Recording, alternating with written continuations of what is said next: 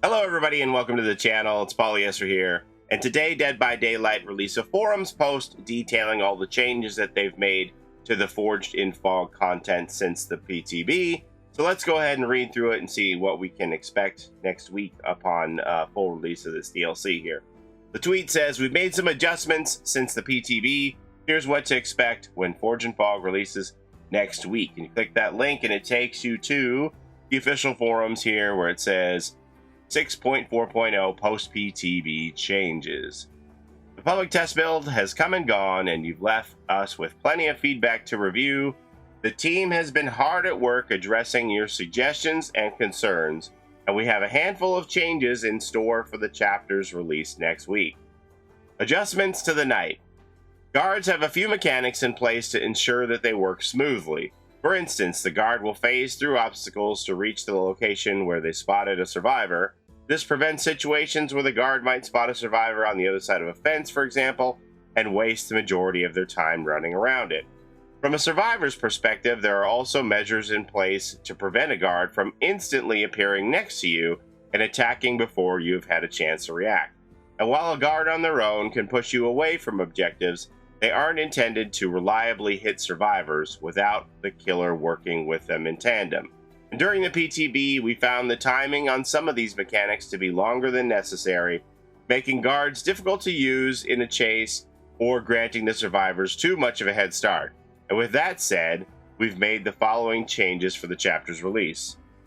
Guards will now appear after 1.5 seconds, down from 2 seconds. The time it takes for a guard to travel to the location of a survivor, the location a survivor was detected, has been reduced to 2.5 seconds, down from 3 seconds. And a guard's detection radius will now grow to full size after 1 second, down from 1.5 seconds. Though they may sound subtle, these tweaks combined will make guards feel much more responsive without making them unfair to play against, and guards will now activate sooner and detect survivors more consistently. Next, when a guard begins their chase, they leave behind a banner which the survivor can pick up to make the guard disappear. The banner takes a few seconds to activate, so the survivor can't immediately pick it up. During the PTB, we found the timing to be a little short, making it possible to pick up the banner after running around a small loop once or twice, and for the release, we're increasing the time it takes for the banner to become active. The card effects' banner will now activate after 10 seconds, up from 8 seconds, and the jailer and the assassin's banners will now activate after 5 seconds, up from 2 seconds. On the subject of chases, the knight has also gained the ability to preemptively cancel a guard's patrol by using his basic attack on them. This will cause the cooldown to begin immediately rather than waiting for the patrol to expire. And lastly, we've made some adjustments to the various add-ons. Here's a list of the changes you can expect when the update drops. I'm not completely familiar with these, so I'll read them, but they'll probably mean more to you than they will to me. The map of the realm now increases the guard's vision by 4 meters, down from 6 meters. The flint and steel, the effects now only apply to unbroken dropped pallets. Healing poultice, the effects now apply to survivors within a 24-meter radius. It was outside of a 32-meter radius. The Knight's contract increased range to 12 meters, up from 8 meters. We hope the adjustments above will make the Knight's debut as smooth as possible, but we'll continue to monitor his performance over time once the chapter releases. Now we have a change to a perk here. Hex Face the Darkness.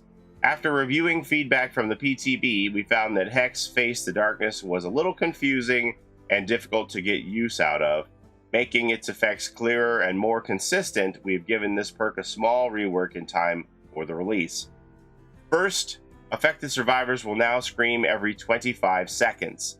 This makes the perk more consistent than the previously random intervals of 20 to 40 seconds.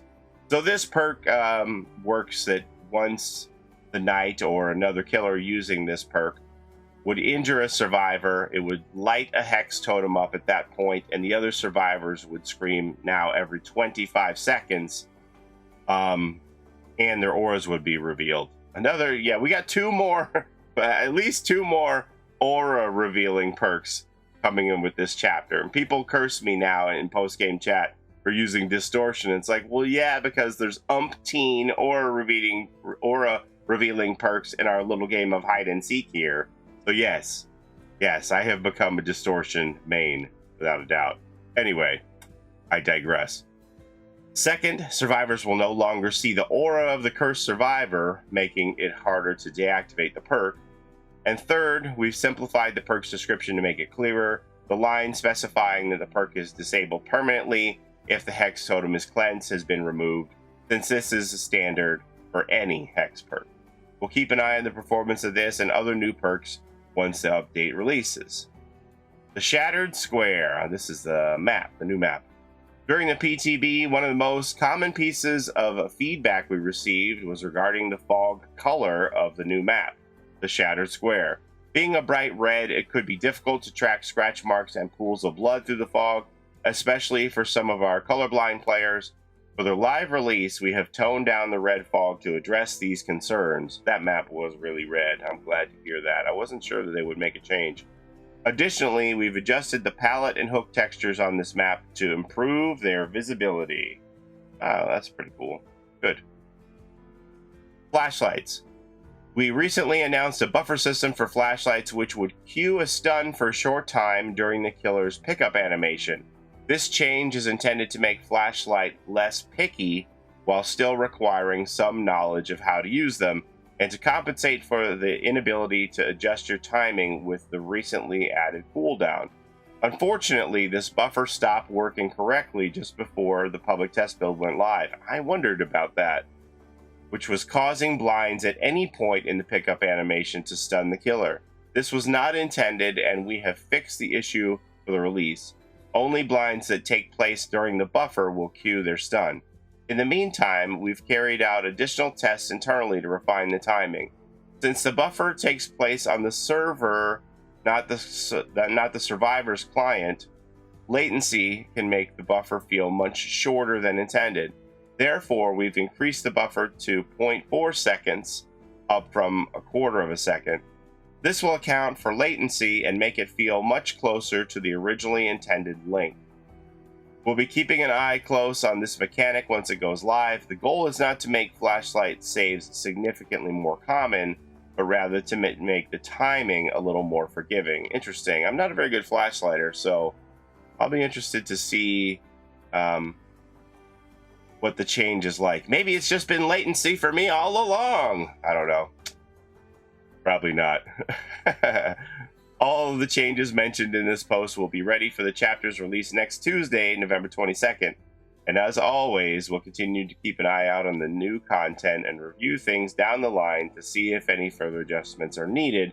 Until next time, the Dead by Daylight team. Well, I'm going to be interested to play against the guards now that they have made these changes. I think it's going to make it a little more difficult because my previous strategy was just hold W and run away. It's pretty tricky. You want to make sure you don't get trapped or flanked, not in any kind of a corner anywhere when the guards come rushing in with the knight on the other side. You don't want to get flanked. So, yeah, it'll be interesting to see now that they've sped up the way you use the guards, if that's going to make it a little more difficult to get away. So, we'll find out next week. But, so those are your changes. We'll see what happens here once it all comes out.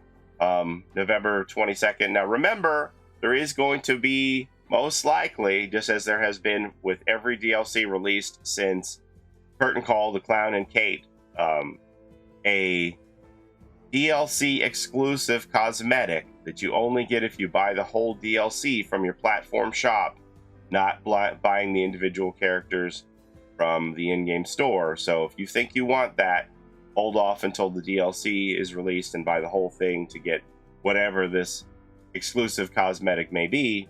And remember, if you buy on Epic, if you're an Epic player, you always have the opportunity to support a creator whenever you make any kind of a purchase on the Epic Game Store. And, well, if you'd be so inclined to put my name in, Paulie Esther, in that box, that would obviously help me and support my channel, and I would appreciate that too. But that's all I have for you here today. Thank you so very much for watching. As always, appreciate the time you spend here with me on my channel. I will be streaming the new content, Forged in Fog, on the Tuesday when it releases, and I'll have copies of the DLC to give away 2 viewers. So if you want to tune in on Twitch that day, maybe you'll be lucky enough to have your name drawn in one of the giveaways for the DLC. That's all I have for today. Thank you so very much for watching. Don't forget to take care of each other in and out of the fog, and we'll see you next time. Have a great day. Bye-bye. It's a Gen Rush life for us. It's a Gen Rush life for us. Set a hiding, we do gens. Set a randoms, we got friends. It's a Gen Rush life